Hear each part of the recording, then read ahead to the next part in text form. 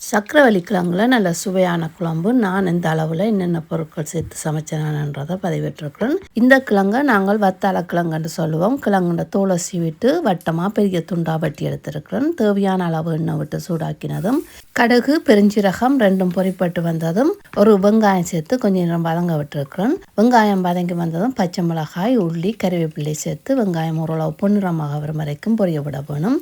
தக்காளி பழம் உப்பு சேர்த்து நன்றாக கலந்து தக்காளி நல்லா வதங்கும் வரைக்கும் விட வேணும். குழம்புத்தூள் சேர்த்து கொஞ்சம் நேரம் வதங்க விட்ட பிறகு வெட்டி வச்சிருக்கிற வத்தாள கிழங்கையும் சேர்த்து நன்றாக இவ்வாறு கலந்து ஒரு கப் தண்ணீர் சேர்த்து நன்றாக ஆவிய விட்டுருக்கிறேன். 2 மேசைக்கரண்டி தேங்காய் பால் பவுடர், அரை கப் மெல்லிய சூடான தண்ணீர் சேர்த்து தேங்காய் பால் செய்தெடுத்திருக்கிறேன். பெரிய நெல்லிக்காய் அளவு பழப்புளி, அரை கப் தண்ணீர் சேர்த்து புளிக்கரைசல் செய்தெடுத்திருக்கிறேன். கிழங்கு நன்றாக அவிஞ்சு வந்த பிறகு புளி தண்ணியை சேர்த்து 5 நிமிஷம் அவிய விட்டுருக்கிறேன். அதுக்கு பிறகு கரைத்து வைத்திருக்கிற தேங்காய் பாலை சேர்த்து நன்றாக கலந்து 3 நிமிடம் அவிய விட வேணும். நீங்கள் உடனே தேங்காய் திருவி பால் எடுத்து சமைக்கிறீங்களா முதல் பால் எடுத்து வச்சுட்டு மிகுதியாக எடுக்கிற தண்ணி பாலில் கிழங்கு அவிய விட்டு சமைச்சிங்களாண்டா இன்னும் நல்ல சுவையாக இருக்கும்.